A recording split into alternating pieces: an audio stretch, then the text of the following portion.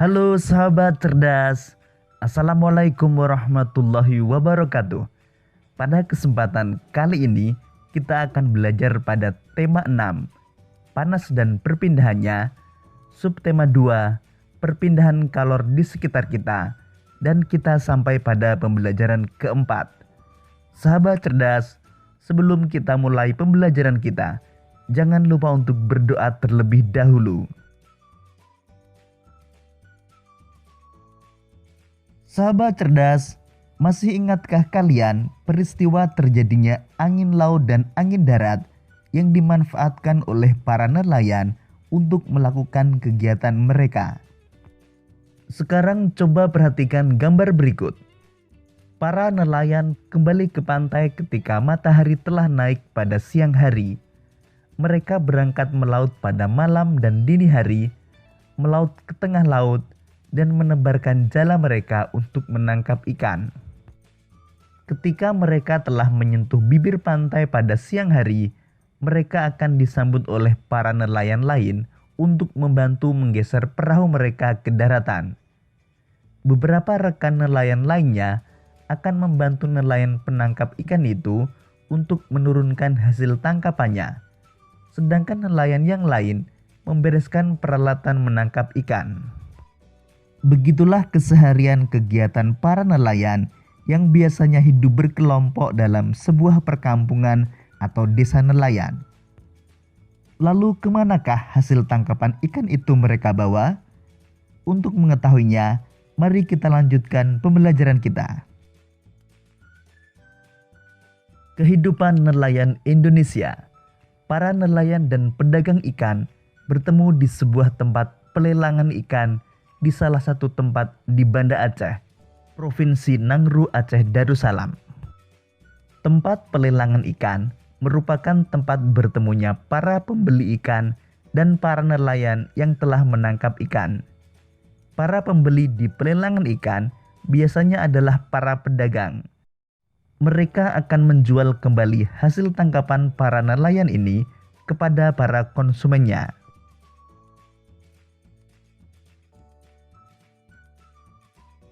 Tempat pelelangan ikan ramai setiap hari pada musim tangkap ikan. Akan tetapi, jika gelombang laut sedang besar dan cuaca buruk, tempat ini menjadi sepi. Para nelayan tidak dapat melaut sehingga mereka tidak punya hasil tangkapan yang bisa dijual. Begitulah kehidupan para nelayan.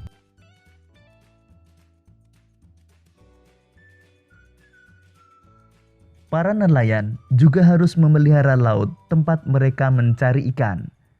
Mereka tidak menggunakan zat berbahaya seperti racun dan bom ikan yang akan memusnahkan isi laut. Mereka menggunakan peralatan sederhana seperti jala ikan biasa dan menggunakan perahu nelayan tradisional. Ketika perahu mereka telah penuh dengan muatan ikan, mereka akan kembali ke pantai untuk menjual tangkapan mereka. Mereka harus memastikan laut mereka tidak tercemar oleh zat-zat berbahaya yang dapat mengancam kehidupan biota laut dan kehidupan mereka sendiri.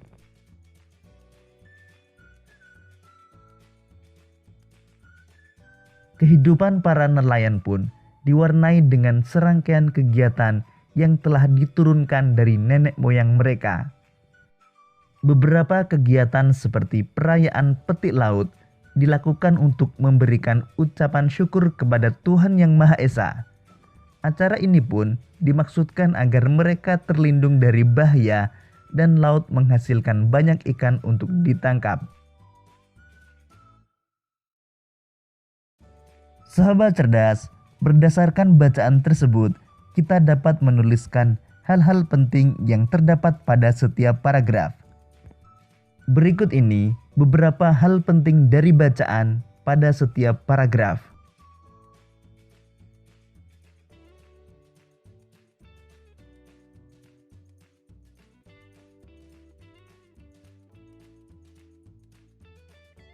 Sahabat cerdas, kegiatan pelelangan ikan merupakan sebuah kegiatan pertemuan antara para nelayan penangkap ikan sebagai penjual ikan dengan para pembeli yang biasanya adalah para pedagang ikan. Dalam pelelangan ikan, para pembeli akan melakukan penawaran secara langsung yang dibantu oleh juru lelang. Para juru lelang ini akan menawarkan harga dari harga paling rendah yang ditentukan penjual. Lalu para pembeli akan melakukan penawaran. Pembeli dengan harga penawaran tertinggi akan mendapatkan barangnya. Para penjual adalah para nelayan yang biasanya menangkap ikan di laut secara berkelompok. Hasil tangkapan ikan segar mereka akan dibawa ke tempat pelelangan ikan atau TPI untuk ditimbang, lalu diletakkan berjajar dengan hasil tangkapan nelayan yang lain. Setelah semua hasil tangkapan ikan diletakkan dan semua pembeli siap melakukan pelelangan, juru lelang akan melakukan proses jual beli. Tempat pelelangan ikan atau TPI biasanya dibangun di daerah pelabuhan ikan, di mana para nelayan biasa berlabuh untuk membawa hasil tangkapannya. Pembeli ikan di tempat pelelangan biasanya adalah pedagang besar yang akan menjual kembali hasil lelang ikan ke pasar-pasar.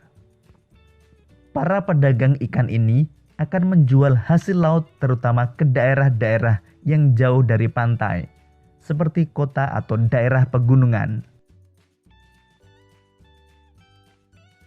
Sahabat cerdas, berdasarkan penjelasan tersebut, tahukah kalian siapa saja yang terlibat dalam kegiatan pelelangan ikan tersebut? Nah, berikut ini beberapa orang yang terlibat dalam kegiatan pelelangan ikan. Pertama, nelayan berperan sebagai pemasok atau penjual ikan di tempat pelelangan. Kedua, juru lelang berperan menawarkan harga ikan kepada calon pembeli. Ketiga, pedagang berperan membeli ikan dari nelayan dan menjual kembali ke daerah lain. Keempat, buruh atau kuli angkut berperan mengangkut ikan dari nelayan ke tempat pelelangan atau dari pelelangan ke pedagang. Sahabat cerdas, tentu kalian tahu bahwa setiap warga negara, apapun kegiatannya, memiliki hak dan kewajiban tertentu. Berikut ini hak dan kewajiban orang-orang yang terlibat pada kegiatan pelelangan ikan. Pertama, nelayan. Hak mendapat uang dari penjualan ikan. Kewajiban menyediakan ikan dengan kualitas baik dan memelihara laut. Kedua, juru lelang. Hak mendapat honor atau imbalan dari jasa melelang. Kewajiban membantu kegiatan pelelangan dengan menawarkan harga ikan kepada para pembeli. Ketiga, pedagang.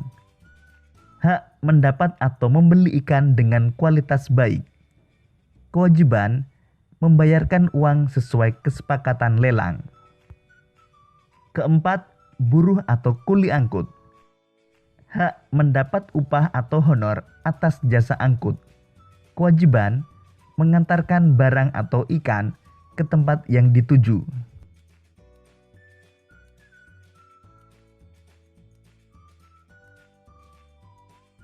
Demikian tadi sahabat cerdas pembelajaran kita pada tema 6, subtema 2 dan pembelajaran keempat.